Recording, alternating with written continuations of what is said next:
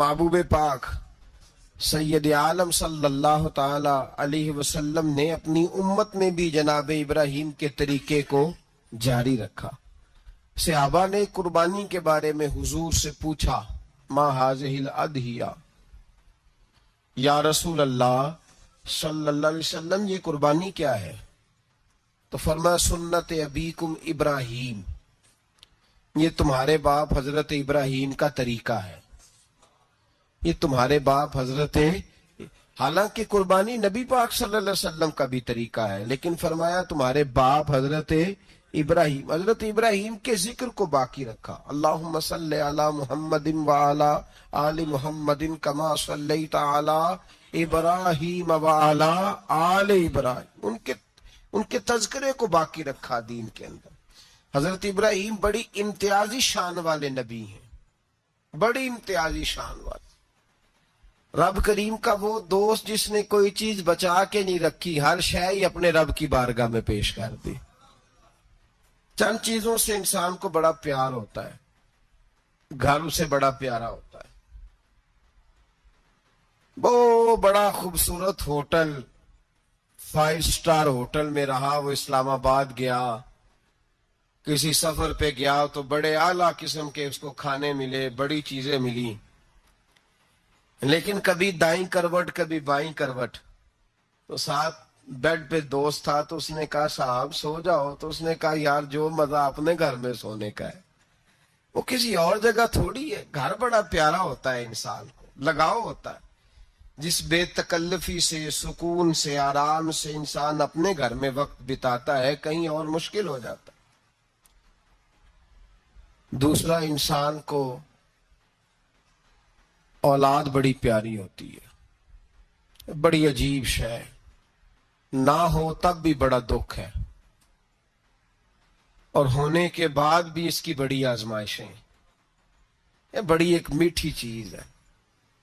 اولاد ایک بڑا عجیب سا میوہ ہے، پتہ نہیں یہ کس انجیکشن کا نام ہے کہ چھاتی پر چڑھ جائے تو اللہ سکون عطا فرما دیتا ہے، پتہ نہیں کس ٹھنڈی دولت کا نام رب کریم نے اولاد رکھا ہے، بڑی پیاری ہوتی ہے اولاد۔ پھر تیسری چیز انسان کی اپنی جان ہے، اور یہ اتنی قیمتی شے ہے کہ اللہ کریم نے فرمایا کہ اگر تیری گردن پہ کوئی آدمی پستول رکھ کے، تلوار تیرے گلے پہ رکھ کے کہے نہ کہ رب کا انکار کر دے ورنہ مار دوں گا، تو فرمایا وقتی طور پہ میری ذات کا انکار کر پر جان بچا جا۔ اگر تم مرنے کے قریب ہو گیا ہے اور حرام شے کھائے بغیر تو بچ نہیں سکتا، مر جائے گا، تو فرمایا چل تو اس طرح کر، حرام کھا کے جان بچا، پر جان بچانا فرض ہے، ضروری ہے۔ وطن بڑا پیارا، اولاد بڑی پیاری، جان بڑی پیاری، پر حضرت ابراہیم سے رب کریم نے فرمایا چل ابراہیم کوئی چیز دے، تو کہا یا اللہ تینوں ہی تیرے نام پہ قربان کرتا ہوں، تیری ہوئی ساری، ہر شے تیری۔ حضرت ابراہیم نے دین کے لیے، آپ شہر بابل کے قریب پیدا ہوئے تھے، وہاں سے مصر آئے، مصر سے فلسطین آئے، اور فلسطین سے آ کر کے کعبہ آباد فرمایا۔ زندگی سفروں میں گزری، سفر ایک تکلیف والی چیز ہے، پر حضرت ابراہیم نے وطن چھوڑ دیا، گھر چھوڑ دیا۔ جان بڑی عزیز ہوتی ہے اصل میں نا، جب انسان جد و جہد کرتا ہے نا دین کے لیے تو اس کے رستے میں بڑی چیزیں آتی ہیں، کبھی اولاد، کبھی گھر، کبھی باہر، کبھی حکومتیں، کبھی سیاستیں، کبھی چدراہٹیں، اس کے رستے میں بڑا کچھ آتا ہے اور اسے ہر چیز کو فیس کرنا پڑتا ہے۔ گھر کے اندر بھی جنگ ہوتی ہے اور گھر کے باہر بھی لڑائی ہوتی ہے، یہ آسان ہے ہی نہیں۔ ہم تو خیر ہتھیار چھوڑ کے پھینکنے والے لوگ ہیں، ہم بھولے بھالے لوگ ہیں، ہم کہتے ہیں میں نے تو کہا تھا مہندی نہ کرو پر بیٹے نہیں مانے، بولے جو ہوئے۔ اسی طرح حالانکہ اگر وہ بیٹا کہے نا کہ ابا جی لاؤ زندگی میں سارا کچھ میرے نام کرو، تو پھر ہم بولے نہیں ہوتے، اور اس وقت ہم تیز ہوتے ہیں، کہتے ہیں یہ کیسے ہو سکتا ہے، ہاتھ کاٹ کے دے دوں۔ اس وقت نہیں، دین کے معاملے میں بولے ہوتے ہیں۔ بیٹا بد مذہب کے پاس جا رہا ہے تو اس وقت ہم بولے بھالے ہیں، کوئی عرض نہیں۔ لیکن اگر وہ اپنی پسند کی شادی کرے ہمیں کراس کر کے پھر ساتھ ہی ہم تیز ہو جاتے ہیں. تو حضرت ابراہیم نے جب دین کے لیے نکلے تو جد و جہد کی، گھر کے اندر بھی گھر کے باہر بھی. آپ کے والد کا نام طارق ہے، وہ توحید پرست تھے، ایماندار تھے، پرہیزگار تھے. آپ کے چچا کا نام آزر ہے، وہ بت پرست تھے، بت بیچا کرتے تھے. حضرت سیدنا ابراہیم علیہ السلام جب میدان عمل میں نکلے تو حضرت ابراہیم علیہ السلام نے اپنے گھر سے جہاد شروع کیا. لڑنا پڑا، گھر کے اصولوں سے چچا نے جو رواج بنائے ہوئے تھے اس رواج سے ٹکرائے. فرمایا میں اپنے گھر کے اندر یہ بت پرستی نہیں ہونے دیں گا. چچا کو ایک دفعہ نہیں بار بار 100 دفعہ سمجھایا. آپ کا چچا بت بنا کے بیچا کرتا تھا. حضرت ابراہیم علیہ السلام تھوڑے بڑے ہوئے تو کہنے لگا کہ چلو میرے ساتھ، تم بھی بت بیچنے ہیں، ہمارا کاروبار ہے. حضرت ابراہیم ساتھ نکلے تو بت پکڑا ہے، گندے پانی کے اندر اس بت کو ڈبوتے ہیں. کہتے ہیں کسی نے خریدنا ہے تو خرید لو، نہ یہ نفع دے سکتا ہے نہ نقصان دے سکتا ہے. جو اپنا آپ نہیں بچا سکتا تمہیں کیا بچائے گا، خریدنا ہے تو خرید لو. چچا کہنے لگا تو کاروبار چمکا رہا ہے کہ تباہ کر رہا ہے. گھر میں بڑے معاملات خراب ہوئے، جھگڑے ہوئے، لیکن حضرت ابراہیم علیہ السلام ایک منٹ کے لیے بھی اپنے گھر کے اندر بھی کمپرومائز کرنے کو تیار. یہ تھوڑا مشکل میں نے پہلو چھیڑ دیا ہے، یہ تھوڑا مشکل پہلو چھیڑ دیا ہے. بڑا سمجھدار آدمی ہے پر بیوی سے پردہ نہیں کرا سکتا. سیانا ہے، پنچایت کا بندہ ہے، جو اس سے آپ کہیں گے وہ بات یہ سنائے گا، لیکن کہتا نہیں جی میں نے کوشش کر لی ہے. کس قسم کی کوشش ہے صاحب، یہ کیسے ہو گیا؟ حضرت ابراہیم علیہ السلام نے گھر کے اندر سے فرمایا نہیں کرنے دوں گا. گھر کے اندر بھی ٹکرائے. فرمایا تم جو بھی ہو پاش پاش کیا چچا کے اصولوں کو. اور باہر جب نکلے تو صرف علاقے کے چیئرمین سے نہیں ٹکرائے، ایم پی ایم این اے وزیر مشیر سے نہیں ٹکرائے. سپر پاور نمرود دنیا کا واحد حکمران تھا اس وقت، دوسرا کوئی حکمران ہی نہیں تھا. اکیلے حکمران سے جا کر ٹکرائے. کوئی ساتھ فوج نہیں تھی، کوئی ساتھ ان کے طاقت بظاہر دنیا داری کی کوئی نہیں تھی، پر حضرت ابراہیم جا کے ٹکرائے. اور میرے رسول پاک صلی اللہ علیہ وسلم نے سند بیان کی. فرمایا افضل الجہاد کلمت الحق عند سلطان الجابر.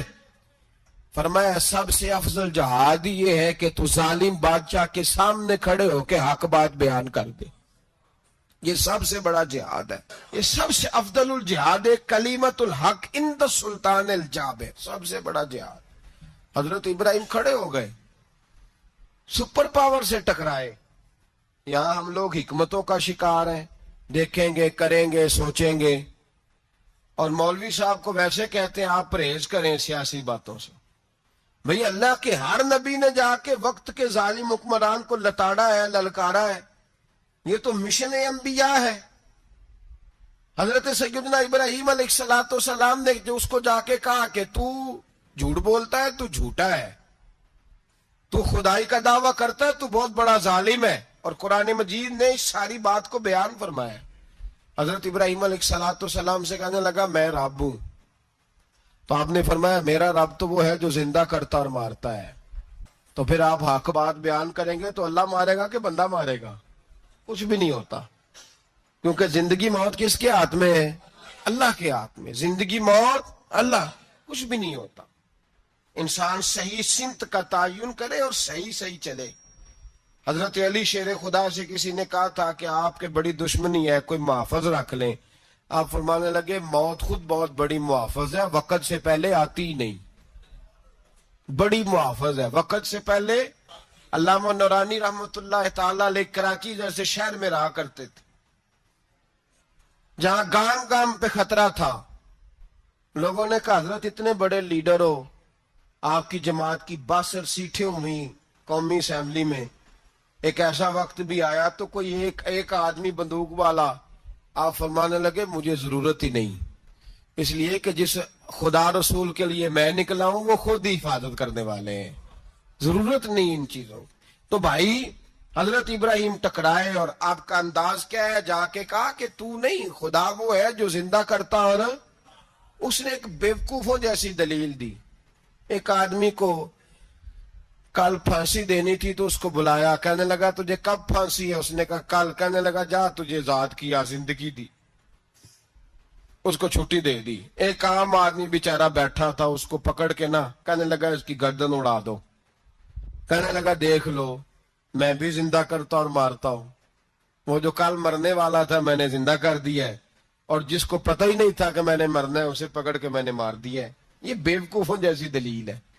حضرت سیدنا ابراہیم علیہ السلام چاہتے تو اسی وقت دلیل توڑ دیتے کہ تو کیا بیوقوفوں جیسی بات کر رہا ہے، اگر تو زندگی دیتا ہے تو مرے ہوئے میں جان ڈال کے دے جس کو تو نے مارا ہے۔ لیکن حضرت ابراہیم نے دیکھا کہ بیوقوف ہے، بیوقوفوں سے بحث نہیں ہوتی، دلیل بدل لی جاتی ہے، ان کی عقل کے مطابق بات کی جاتی ہے۔ حضرت ابراہیم فرمانے لگے میرا رب وہ ہے جو سورج مشرق سے نکالتا ہے اور مغرب میں غروب کرتا ہے، تو اگر رب ہے تو تو مغرب سے نکال کے مشرق میں غروب کر۔ فَبُهِتَ الَّذِي كَفَرَ، کافر لاجواب ہو گیا، اس کے پاس اس چیز کا کوئی جواب نہیں تھا۔ علامہ اسماعیل حقی نے خوبصورت فقرہ لکھا ہے، خوبصورت، جان ڈال دی ایک جملہ کہہ کے۔ حضرت سیدنا علامہ اسماعیل حقی رحمت اللہ علیہ فرمانے لگے چونکہ نمرود بیوقوفوں جیسی باتیں کر رہا تھا، اگر وہ یہ کہہ دیتا نا کہ میں سورج کو نکالتا ہوں مشرق سے، میں غروب کرتا ہوں معاذ اللہ مغرب میں نکالتا ہوں، تو آپ اپنے رب سے کہیے کہ وہ مغرب سے نکال کے مشرق میں غروب کرے۔ علامہ اسماعیل حقی فرماتے ہیں رب کریم کی آواز قدرت تھی، مالک حضرت ابراہیم علیہ السلام کے اس اگر وہ کہہ دیتا اور حضرت ابراہیم دعا کر دیتے تو رب کریم نے فرشتوں کو تیار بٹھایا ہوا تھا، فرمایا اگر یہ کہہ دے میرے خلیل سے کہ سورج مغرب سے نکال کے مشرق میں غروب کرنا ہے تو تیار رہنا، جس طرح خلیل کہیں گے ویسے ہی کر دیں گے۔ وَاتَّخَذَ اللَّهُ ابراہیم خلیلا، ابراہیم ہمارا دوست جو ہوا، جیسے کہے گا ویسے کر دیں گے۔ حضرت سیدنا ابراہیم علیہ السلام کی باتوں کا جب جواب نہ دے سکا، دلیل نہیں بندہ دیتا، پھر لڑائی کرتا ہے، پھر جھوٹے موٹے اعتراض کرتا ہے۔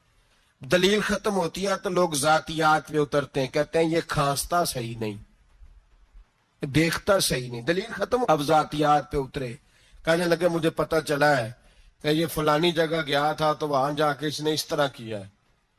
پھر لوگ ذاتیات پہ اترتے ہیں، جب دلیل کا جواب دلیل سے نہیں دے پاتے پھر ذاتیات پر اتر کر حملے کرتے ہیں۔ حضرت ابراہیم کے دلائل کا جواب نمرود نہ دے سکا تو کہنے لگا کہ اس کو آگ میں ڈال دو۔ قوم گئی ہوئی تھی ساری، آپ نے بات سنی ہوئی ہے، میں نے صرف اشارہ دینا ہے، میلے پہ تو حضرت سیدنا ابراہیم علیہ السلام نے سارے بت توڑ دیے، کلاڑا بڑے بت کی گردن پہ رکھا، واپس آئے، کہنے لگے بت کس نے توڑے ہیں؟ تو فرمایا اس سے پوچھو جس کی گردن پہ کلاڑا ہے۔ کہنے لگے یہ تو بول ہی نہیں سکتا، تو فرمانے لگے بڑے بیوقوف ہو جو بولتا ہی نہیں، سنتا ہی نہیں، اپنا آپ نہیں بچا سکتا، اس کی پوجا کرتے ہو۔ کہنے لگے پکڑو، دلیلیں ختم ہو گئی، اس کو آگ میں ڈالو۔ بہت بڑی حویلی 45 فٹ مربع پہ مشتمل ایک حویلی بنائی گئی اور 45 فٹ اونچی۔ مختلف روایات، علامہ اسماعیل حقی کہتے ہیں کہ 3 مہینے تک نمرود نے کہا کہ اس کے اندر لکڑیاں ڈالو۔ لوگ پوچھنے لگے کتنی دنیا جلانی ہے؟ کہنے لگا بندہ تو ایک جلانا ہے پر بندہ بڑا تگڑا ہے، ایک بندہ۔ 3 مہینے لکڑیاں ڈالی گئیں، اور لوگوں کی جو تہمات ہوتی ہیں نا وہ بڑی عجیب ہوتی ہیں۔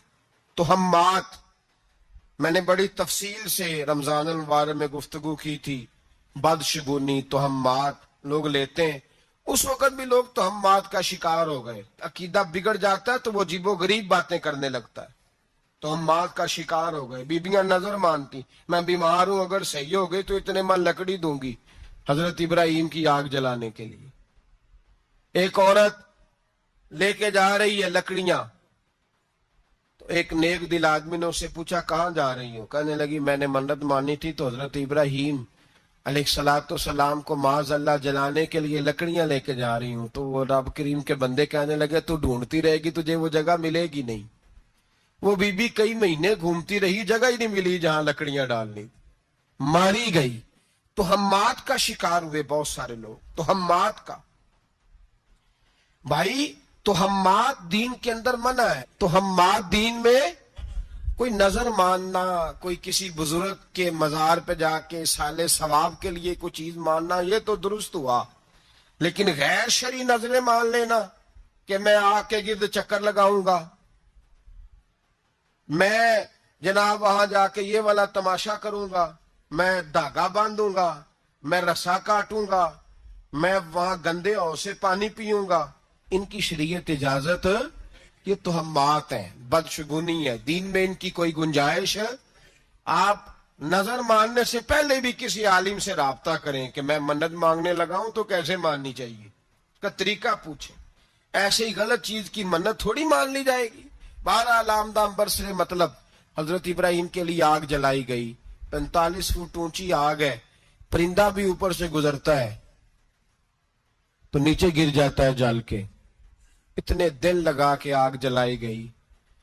اب حضرت ابراہیم کو جلایا جانے لگا ہے. یہاں تو موجیں ہے نا, جو کسی ادارے کا سربراہ ہے اس کے لیے موج ہے, کسی جگہ آفیسر بن گیا تو موج ہے, پیر صاحب کے لیے موج ہے, علامہ صاحب کے لیے موج ہے, خطیب صاحب کے لیے موج ہے. جلنا کس کو پڑتا ہے؟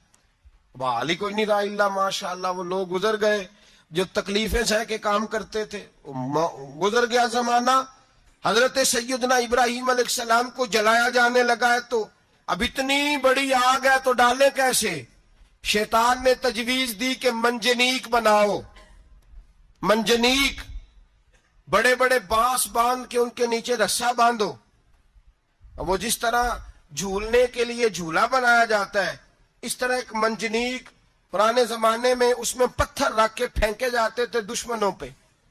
وہ منجنیق بنائی گئی کہ دور سے حضرت ابراہیم کو پھینکیں گے. ہاتھ حضرت ابراہیم کے باندھ دیے, پاؤں مبارک باندھ دیے. پوری زمین پہ ایک نام لینے والا خدا کا, اور اس کو آج رسیوں میں جکڑا ہوا ہے. جب پھینکا جانے لگا نا آگ میں, حوریں رونے لگی, فرشتے تڑپنے لگے, اے اللہ یہ کیا ہونے لگا ہے؟ ایک تیرا خلیل اور وہ بھی آگ میں. فرمایا جاؤ جا کے اس سے کہو اگر تمہاری مدد لیتا ہے تو اسے بچاؤ. ہوا کا فرشتہ آیا, کہا ابراہیم اگر تو کہے. او بھائی ان چیزوں کو کہانی سمجھ کے نہ سنا کریں, یہ داستان نہیں, یہ وہ طریقے ہیں جو ہمارے رسول نے ہمیں اپنانے کا حکم ارشاد فرمایا ہے. جو عقیدے, یہ وہ نظریات ہیں جو ہمیں اوڑھنے کو کہا گیا. اپنے رب کریم کی رضا پہ راضی رہنے کے یہ وہ خوبصورت مواقع ہیں صوفیاء نے جن کو بنا کر سمجھا کر ہم تک پہنچایا ہے. یہ ہے اہل طریقت کی باتیں. وہ کہتے ہیں یار جس حال میں رکھے راضی رہنا ہے. حضرت ابراہیم علیہ السلام کو پھینکا جا رہا ہے, فرشتہ آیا, اے اللہ کے خلیل اگر حکم دو تو اتنی ہوا چلاؤں کہ نمرودی جل جائیں سارے, آگ ان پہ پھینک دی جائے. آپ نے فرمایا تو جا, تجھ سے مجھے کوئی کام نہیں. تھوڑی دیر کے بعد پانی کا فرشتہ آیا, کہا حضور اتنی بارش برساؤں گا کہ آگ بجھ جائے گی. فرمایا تو جا, تجھ سے کوئی کام نہیں. اب جب منجنیق میں رکھ دیے گئے, آگ میں جانے کا لمحہ ہے, تیاری ہے, حضرت جبریل امین حاضر خدمت ہوئے. کہا ابراہیم کوئی حاجت؟ فرمایا تجھ سے کوئی نہیں. کہا چلو مجھ سے نہیں تو رب کریم سے ہی بات کر لو, مجھے پتا ہے میں چھوٹا ہوں, آپ مجھ سے مدد کیوں لو گے, رب کریم سے ہی بات کر لیں. تو حضرت ابراہیم کہنے لگے جبریل یہ بتا, رب کو نہیں پتا اس کا خلیل کس حال میں ہے؟ اسے نہیں پتا میں کس حال میں ہوں؟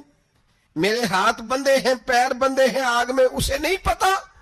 بتایا تو اسے جاتا ہے جسے خبر نہ ہو. تو اگر اسے پتا ہے تو اگر وہ جلانے پہ راضی ہے تو میں بھی جلنے کو تیار ہوں, میں تیار ہوں, میں تیار ہوں. اسے کہو ٹھیک ہے. حضرت سیدنا ابراہیم علیہ السلام کو منجنیق میں ڈال کے جو پھینکا آگ میں, یا نار کونی بردم و سلامن علی ابراہیم، اللہ نے فرمایا اے آگ میرے ابراہیم پہ ٹھنڈی بھی ہو جا اور سلامتی والی بھی ہو جا۔ حضرت ابراہیم کو دو فرشتوں نے بٹھا دیا زمین پہ، پھول کھلے ہیں، کونپلیں مہک رہی ہیں، کلیاں خوشبو دے رہی ہیں۔ حضرت ابراہیم نے سر سجدے میں رکھ دیا، سبحان اللہ والحمد للہ ولا الہ الا اللہ واللہ اکبر۔ حضرت ابراہیم اللہ کی تسبیح پڑھنے لگے، رب کریم کا شکر بجا لانے لگے۔ نکلے وہاں سے، کچھ دن گزر گئے، نکلے، حکم ہو گیا ابراہیم علاقہ چھوڑ دو۔ حضرت ابراہیم علیہ السلام وہاں سے نکل کے مصر آئے، چچا کے پاس ٹھہرے۔ انہوں نے اپنی بیٹی جناب سارہ کا نکاح کر دیا۔ کچھ آگے بڑھے تو ایک ظالم بادشاہ سے ٹکرائے، اس نے ایک شہزادی، ایک بادشاہ کی بیٹی قید کی ہوئی تھی، جناب ہاجرہ نام تھا، ان کو قید سے چھڑا کے ساتھ لائے۔ حضرت لوط علیہ السلام بھی ساتھ، یہ 4 لوگوں کا قافلہ چلا، فلسطین میں جا کے پڑاؤ ڈالا، گھر بار چھوڑا، تبلیغ شروع ہوئی۔ حضرت ابراہیم کے گھر میں 2 خواتین ہیں، ایک آپ کی بیوی ہیں، ایک حضرت ہاجرہ ہے، اولاد کوئی نہیں، بڑا میوہ میٹھا گھر وہی آباد ہوتا ہے جس میں بچے روتے ہیں، گھر ہوتا ہی وہ ہے جس میں بچوں کی چنچناہٹ ہوتی ہے، بھن بھناہٹ ہوتی ہے۔ حضرت ابراہیم نے ایک بچہ روتے ہوئے دیکھا تو آنکھوں میں آنسو آئے، کہنے لگے ربی حب لی من الصالحین، یا اللہ مجھے بھی نیک اولاد عطا کر دے۔ حضرت سارہ نے سن لیا، کہنے لگی ابراہیم شاید میرے بطن سے تو آپ کو نصیب نہیں، ہاجرہ سے نکاح کر لو۔ ناب ہاجرہ سے نکاح ہوا۔ اللہ تو بڑا بے نیاز ہے، رب کریم نے حضرت اسماعیل جیسا خوبصورت بیٹا عطا فرمایا۔ بیٹا کالا سیاہ بھی ہو تو سینے کی ٹھنڈک ہوتا ہے، پر یہ تو وہ بیٹا ہے جس کی پیشانی میں نور محمدی چمکتا ہے صلی اللہ علیہ وسلم۔ حضرت سیدنا اسماعیل علیہ اتنے خوبصورت، اب جس بیوی کے ہاں بیٹا تھا، بیٹھنا اٹھنا بھی زیادہ اس کے پاس، آنا جانا بھی اس کے پاس، توجہ ادھر ہو گئی۔ جناب سارا رشک کرنے لگی، ایک دن کہنے لگی اسے چھوڑا جنگل میں، وادی غیر ذی زرع، مکے کے پاس۔ بھائی ایک بیٹا عالم دین بنا لو، کہنے لگا روٹی کہاں سے کھائے گا؟ تیرے 5 بیٹے ہیں کو حافظ قرآن بنا، کہتے روٹی کہاں سے کھائے گا؟ وہ بچہ بھی کہتا ہے میں کہاں سے کھاؤں گا؟ حضرت ابراہیم علیہ السلام تو چند مہینے کا بچہ چھوڑ آئے، تو کہاں سے روٹی کھائی حضرت اسماعیل نے؟ کہاں سے کھائی ان کی اماں نے روٹی؟ بھوکے مر جاتے ہیں یہ سارے۔ میں بڑی ذمہ داری سے کہا کرتا ہوں کہ جتنی خوبصورت روٹی اللہ کریم دین کے خادموں کو عطا کرتا ہے شاید کسی اور کے نصیب ہوتی ہو، لیکن ہم لوگ توجہ ہی نہیں کر رہے، ہمارا ذوق ہی نہیں بن رہا، ہم یہ محنت ہی نہیں کر رہے کہ قوم کو مستند علماء کی ضرورت ہے، علاقوں کے علاقے خالی ہیں، ادھر ہمارا مزاج ہی نہیں بن رہا، توجہ ہی نہیں دین کی خاطر۔ اور پھر چلے بچے تو بعد کی بات ہے نا، جو بھی خود جوان ہے وہ بھی یہ دعا، ایک صاحب مجھے کہنے لگے میں دعا مانگ رہا ہوں اللہ مجھے بیٹا دے تو میں اسے دین پہ لگاؤں گا، تو میں نے کہا آپ بھی بوڑھے نہیں ہوئے، آپ خود ہی لگ جائیں، بیٹا تو ابھی آئے گا تو لگے گا نا، تو آپ تو اس وقت ہے تو آپ تو پہلے لگے نا صاحب، 2 گھنٹے تو نکال کے آئے، دین سیکھنے کو کافی ہے۔ آپ اتنی لمبی سوچ رہے ہیں کہ بچہ آئے گا تو بڑا ہوگا تو وہ جائے گا تو دیکھی جائے گی، ابھی تو آپ ہیں تو آپ تو آؤ۔ حضرت ابراہیم نے بچہ وہاں چھوڑا۔ یہاں سے جو عمرہ کرنے لوگ جاتے ہیں نا، جو حج کرنے جاتے ہیں، ان کو پتا ہے کہ وہاں دنیا کی ہر نعمت ملتی ہے، پھر بھی ڈبل ٹرپل پیسے لوگ جیبوں میں ڈال کے جاتے ہیں۔ حضرت ابراہیم جب وہاں لے کے گئے تو کوئی انسان نہیں تھا، پانی کا قطرہ نہیں تھا، 2 کلو کھجوریں، 1 مشکیزہ، بیوی کو تھمایا۔ ہمارے گھر میں ہزاروں چیزیں پڑی ہیں، لیکن وہ جو توکل ہے نا وہ ختم ہو گیا ہے۔ اللہ دے گا، حلال حلال پہ قناعت کرے، جائز جائز پہ بھروسہ کرے، رب کریم عطا کرنے والا ہے، وہ مزاج ختم ہو گیا۔ حضرت سیدنا ابراہیم علیہ السلام 2 کلو کھجوریں، 1 مشکیزہ پانی کا دے کر کے، اور وہاں بٹھایا آپ نے اپنے بچے کو اور اپنی زوجہ جناب ہاجرہ کو، اور بٹھا کر کے یہ واپس پلٹنے لگے تو حضرت ہاجرہ سلام اللہ علیہ نے آواز دی، کہا ابراہیم کس کے سہارے پہ چھوڑ کے جا رہے ہیں؟ جہاں آب زمزم کا کنواں ہے نا، جو لوگ گئے ہیں انہوں نے صفا مروہ کی صحیح کی ہے، صفا مروہ سے باہر نکلے نا، سرکار کی ولادت کا مقام ہے، اس جگہ پہ آب زمزم کا کنواں تھا، وہاں حضرت سیدنا حاجرہ کو بٹھایا، کوئی چیز نہیں، کوئی درخت نہیں، کوئی کھیت نہیں، کوئی پانی نہیں، کوئی کنواں نہیں، وہاں بٹھایا اور بٹھا کر کے نکلنے لگے تو جناب حاجرہ فرمانے لگی ابراہیم کس کے سہارے پہ چھوڑ کے جا رہے ہو؟ کہنے لگے اللہ کے سہارے پہ۔ تو پاک باز بی بی نے ایک لفظ پوچھا، کہا ابراہیم یہ میرے رب کا حکم ہے، یہ میرے بس جن کا عقیدہ توحید مضبوط ہو ان کے لیے ایک جملہ کافی ہوتا ہے، یہ میرے اللہ کا حکم ہے؟ تو جناب ابراہیم علیہ السلام فرمانے لگے حاجرہ ہاں رب کا حکم ہے۔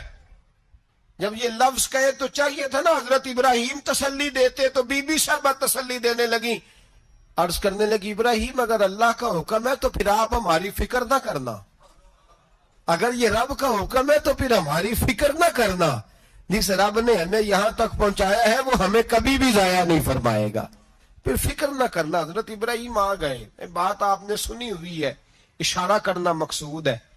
13 سال میں چلے مان بھی لیا جائے بعض روایات کی روشنی میں کہ آتے جاتے بھی رہے، لیکن مکمل دیکھ بھال اپنے بچے کی پرورش میں پورا حضرت ابراہیم علیہ السلام کا کردار، سارا کردار ماں کا تھا۔ میں جب خواتین کے بارے میں کوئی بات کرتا ہوں تو میں آپ کو اکثر کہتا ہوں کہ یہ صرف بیوی کے لیے حکم نہیں ہوتا، یہ ٹریننگ بیٹی کو دینی اور بہن کو دینی ہے، یہ تربیت کریں اپنے گھر میں۔ میں تجربے کی روشنی میں یہ بات عرض کیا کرتا ہوں کہ بھائی بچے باپ کے فرما بردار اس وقت ہوتے ہیں جب اماں انہیں باپ کا فرما بردار کرتی ہے، اور بچے باپ کے نافرمان بھی تب ہوتے ہیں جب اماں انہیں باپ کا۔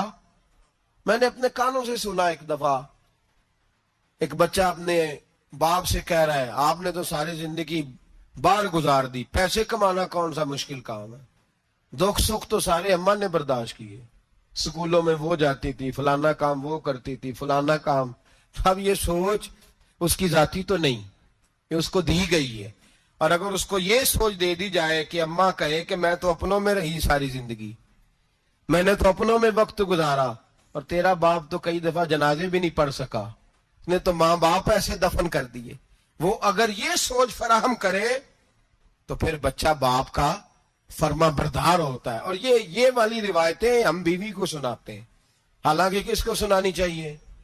بولیے، بہن اور بیٹی کو، بہن اور بیٹی کو سنائیں یہ باتیں، ان کو سمجھائیں، تاکہ آگے جا کے وہ جو گھر ترتیب دیں وہ گھر بڑا عمدہ اور نکھرا ہوا ہو۔